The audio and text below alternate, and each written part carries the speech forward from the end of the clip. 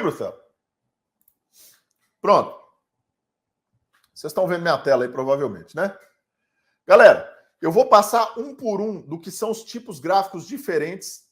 A maioria das pessoas opera candles, tá? A gente vai operar candles também. Eu vou explicar para vocês por quê. Mas eu tenho a obrigação de passar aqui para vocês quais são os tipos gráficos, por quê? Porque às vezes vocês querem experimentar outras coisas e a gente usa para uma marcação, aliás, para duas marcações, a gente usa gráfico de linha. E eu vou explicar isso para vocês lá na frente por quê, tá? Exclusivamente para duas marcações específicas de um indicador específico, o porquê usar um gráfico de linha e não um gráfico de candle.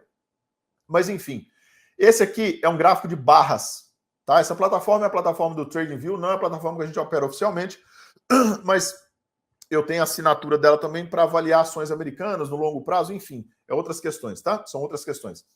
Isso aqui é um gráfico de barra, onde essa barrinha mede, deixa eu colocar aqui para vocês, ó. Essa barrinha, por exemplo, aqui, ó, tá? Ela mede a máxima, a mínima. Esse botãozinho, esse tracinho para trás aqui, ó, quer dizer a abertura, e esse tracinho para frente quer dizer o fechamento. Tá bom? Então é isso aí que a gente analisa quando a gente olha um gráfico de linha. Beleza, pessoal? Gráfico de linha, não, desculpa, um gráfico de barras. Então, mais uma vez, esse traço, né? Aqui, ó, ele marca a máxima, que é onde está o limite do preço lá na alta, a mínima. Para a esquerda, a gente tem a abertura, para a direita, o fechamento. Aqui ele está verde e vermelho. Verde quando o candle é de alta, vermelho quando o candle é de baixa.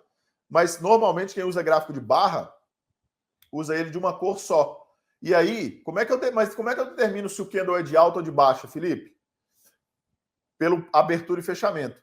Se a abertura, que é o tracinho que vem para a esquerda, vier mais alto do que o fechamento, que é a barrinha para a direita, quer dizer que esse candle é de baixa. Porque ele abriu, caiu e fechou lá embaixo. Tá? Isso aí tem um intervalo temporal. Isso aqui a gente está em diário. Cada barrinha dessa equivale pela formação de preço, pela dinâmica de preço, um dia inteiro. Beleza? Então, essa é a abertura do dia, fechamento do dia. Quando essa barrinha está verde aqui, ou se a abertura dela estiver mais para baixo que o fechamento, ele é um candle de alta, porque ele abriu, subiu e fechou lá em cima. Tá bom? Isso é um gráfico de barras. Quando a gente vem aqui, um gráfico de candles, esse é o clássico. A gente vai voltar nele daqui a pouco, então eu vou passar mais rápido nele, porque a gente vai voltar nesse gráfico de candles para explicar isso para vocês. Mas o gráfico de candles é o mais utilizado, tá? Candlesticks ou velas. Beleza? A gente tem um gráfico de coluna. Esse é muito pouco usado, tá? Ele é muito usado em plataformas institucionais para avaliar muito de títulos e outros tipos de ativos não convencionais, mas ele marca também os preços de alta ou de baixa, mas ele vai marcando o horizonte de preço aqui. É como se você fosse fazendo uma linha no topo dessas barras aqui, ó, desse histograma aqui, tá? Isso é um gráfico, né, de coluna. Eu tenho um gráfico de linha, que aí vocês estão vendo aí, né, que ele forma essa linha baseada em fechamento de preços. Como assim, Felipe? Toda interseção dessas linhas aqui, ó, ela significa que é um fechamento de preços. Por quê? O gráfico de linha, ele é desenhado a partir do fechamento dos preços. Lembra que eu falei para vocês lá da análise técnica convencional? Pois é, a análise técnica convencional foi construída desse jeito assim, ó. Quando ia sair naquelas fitas lá, que eu falei para vocês que saía o preço da ação, volume negociado e preço de fechamento naquele intervalo de tempo, os caras foram colocando pontinhos assim, ó. Então fechava aqui, o cara colocava um pontinho, botava outro pontinho, botava outro pontinho, botava outro pontinho, botava outro pontinho, botava outro pontinho, para marcar o que era o preço no tempo, né? Por quê? Porque tinha um gráfico assim, ó. Tá? Preço pelo tempo. Tá? E aí, de repente, os caras, quando eles botaram isso na tela, o cara percebeu que ele ligava os pontos do fechamento, olha o que formava.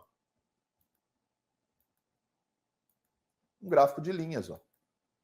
Então, muito da análise técnica convencional foi muito Muita análise dentro da análise técnica convencional foi construída a partir de um gráfico de linha. Então, a gente vai usar muito o gráfico de linha, tá? Muito não. A gente vai usar o gráfico de linha para alguns conceitos e eu vou explicar para vocês lá na frente quais são esses conceitos, tá? Mas vocês viram aí, ó, que ele vai formando um gráfico de linha, tá? A partir desses pontos que a gente vai marcando aí. Então, isso aí que está embaixo da tela é um gráfico de linha que é formado a partir dos fechamentos. Beleza? Próximo tipo de gráfico. Um gráfico. Aí tem um gráfico de área, que ele é o mesmo gráfico de linha, só pinta essa área para baixo, não muda muita coisa. Nós temos um gráfico chamado de baseline. O baseline, ele cria uma linha média dentro daquele intervalo que você está... dentro daquele intervalo de tempo que você está analisando, ele pega os preços e cria uma linha média, um preço médio daquele intervalo de tempo que você está analisando. Vocês podem ver que dentro desse horizonte temporal que está na tela de vocês, eu tenho uma linha média aqui, que é essa linha pontilhada, tá? E que ele distribui o gráfico em parte vermelha e parte verde, ou seja, máxima e mínima, né?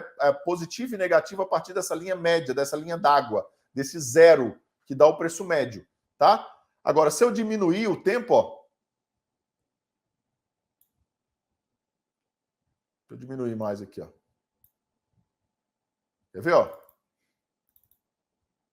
Tá vendo que ele mudou a linha? A linha estava lá em cima. Como eu peguei mais dado, mais tempo gráfico, ele traçou a linha, ele veio com a linha aqui para o meio. Beleza? Então, isso aí é um gráfico que ele determina o preço ali médio do ativo, tá? Pode ver que se eu selecionar muito aqui também, ó, ele vai mudando também, ó. Quer ver? Olha lá, ó, mudou. Foi para lá para cima, tá? Deixa eu voltar aqui. Enfim, esse é um baseline. A gente tem o high-low, é a mesma coisa, né? Enfim, vou explicar os candles direto. A gente tem o Renki, que é chamado de Heikin Nashi, né? Que ele parece um candle, mas ele não é candle. Ele tem uma... O candle, ele é calculado a partir de abertura, abertura, fechamento, máxima e mínima. Esse aqui, ele é calculado diferente. Ele começa com fechamento. Fechamento, abertura, máxima e mínima. Então, ele dizem, né? Quem é estudioso do Renki Ashi, dizem que ele cria um smooth, né? Ele cria uma... Como é que eu falo smooth em português? Ele suaviza os movimentos de tendência daqueles ruídos que teriam na tendência. Eu não acredito nisso. Ao contrário, eu acho que, justamente por ele tentar fazer essa suavização, às vezes o preço de tela está o candle está te mostrando outra coisa e você está fora do ponto de mercado. Eu acho que ele distorce a análise técnica ali, entendeu? Eu acho muito perigoso esse tipo de candle. É a minha opinião, tá, pessoal? Eu não gosto muito. Do mesmo jeito que eu não gosto... Aí o Renko eu sou terminantemente contra, tá? Porque o Renko, ele tira todo o caráter temporal do mercado, ele elimina todo o caráter temporal do mercado. Ah, Felipe, mas ele dá umas tendencionas bonitas, ó. Umas tendencionas que não acaba. Pois é. E às vezes o mercado está indo embora e não pegou seu stop, o mercado está lá longe e ele está formando um candle aqui ainda. Por quê? Porque ele é calculado baseado na variação. Agora, olha que coisa mais engraçada. O Renko é atemporal, mas você tem que configurar ele dentro de um horizonte temporal de 12p, por exemplo. O Renko é atemporal, mas bota uma escala aí, porque senão ele não muda de um candle para o outro, né? Ele vai considerar o tique de 3 em 3 minutos, mas ele é atemporal. Tá de brincadeira comigo, né, mano? Não, Felipe, o Renko não é assim, não. O Renko ele só muda se ele atinge uma variação de preço. Sim. Ele só muda se ele atinge uma variação de preço. E às vezes, o mercado está te mandando fazer uma coisa e no Renko está te mostrando outra. Às vezes o mercado está te mandando entrar numa posição e a do Renko não chegou ainda. Às vezes o mercado está te mandando sair da posição e no Renko você está vendo que ela está continuada. Quando voltar, ele volta de uma vez, explode e tira a posição inteira. Isso já aconteceu comigo várias vezes. Talvez não tenha acontecido com vocês são perfeitos, né? Mas comigo aconteceu um monte de vezes. Até eu entender que isso aqui é o pior desastre de um operador de mercado, o tal do Renko, tá? Por quê? Porque tempo é uma variável muito importante para você desconsiderar. Beleza? Mas essa é a minha opinião. Não conheço ninguém, tá? Até hoje, não conheço ninguém que tenha realmente se dado bem no longo prazo com Renko. Eu não conheço, né?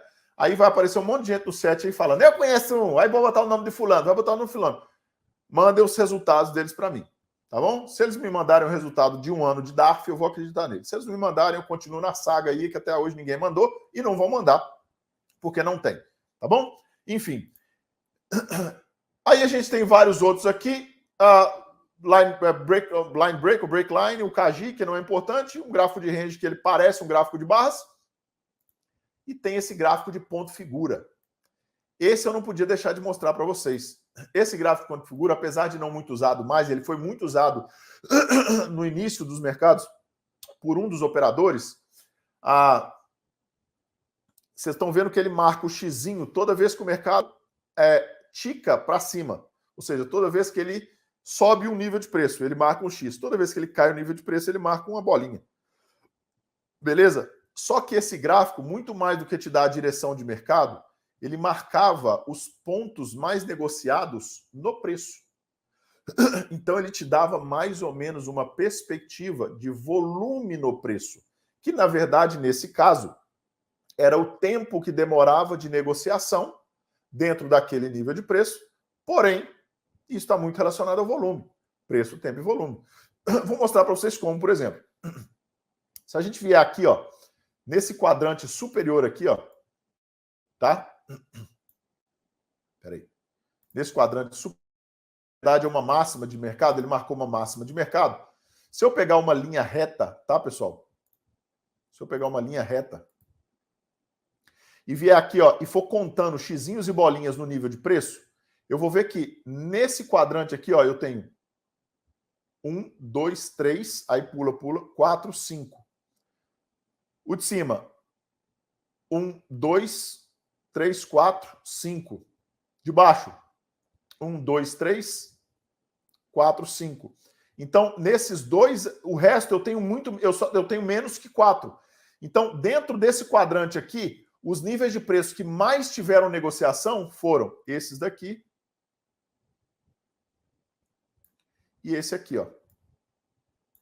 Opa, desculpa. E esse aqui, ó. Tá bom? Beleza. O mercado foi lá embaixo, rompeu e tal, voltou. Pessoal, olha onde é que trava aqui, ó. Olha onde é que o mercado para de novo. Então, isso me dá a condição de entender os reais suportes e resistências do mercado. Porque nem sempre um suporte é aqui, ó. E nem sempre uma resistência é na ponta do movimento. Vocês podem ver aqui embaixo, aqui, ó.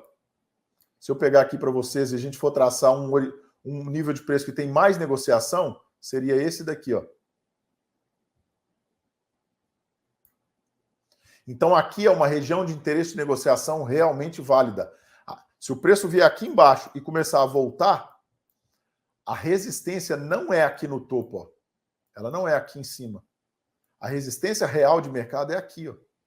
É aqui que os players vão entrar para negociar. E às vezes isso te dá o componente de, por exemplo, às vezes você fala assim, não, mas eu entrei aqui, o cara mandou botar o stop lá atrás. Aí o mercado vem aqui, não pega seu stop, volta e te dá um puta prejuízo e quebra sua conta. Ou de repente, não, vou botar meu ganho bem aqui, ó, no limite da resistência aqui, ó, porque bateu na resistência, vai voltar.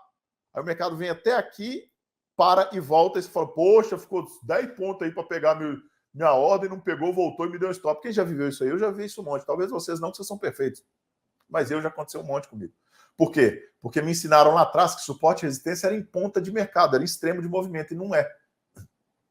Suportes e resistências são em regiões de interesse de negociação, onde houve mais interesses de negócio, tá? Então, esses são os tipos de candles que a gente tem. Deixa eu voltar num gráfico ali de candles mesmo para vocês. Agora, esse gráfico aqui, pessoal, de ponto figura, ele não é muito usado não, tá? Ele é muito pouco usado hoje em dia. Já foi mais usado antigamente nas análises, hoje é muito pouco usado, vocês quase não vão ver. Alguns lugares nos Estados Unidos têm esse gráfico, tá? Eles usam, mas é muito raro de se ver. O que mais se usa, pessoal? O que mais se usa é um gráfico de candle. Por quê? Porque ele é mais fácil a análise, tá? Como assim mais fácil, Felipe? Deixa eu mostrar para vocês. Um gráfico de candles, ele implica nisso aqui, ó. Tá? Por exemplo, vou desenhar aqui para vocês. Eu tenho esse candle vermelho aqui, ó. Vou pegar esses dois aqui. Vou pegar esse. Opa. Perdão. Vou pegar esse aqui. Tá? Ó. E vou pegar esse aqui. Tá? Ó. Pronto. Como é que eu analiso um candle, pessoal? Primeira coisa, eu tenho o corpo do candle, que é esse volume fechado aí. E eu tenho essas pontinhas que são chamadas de pavio.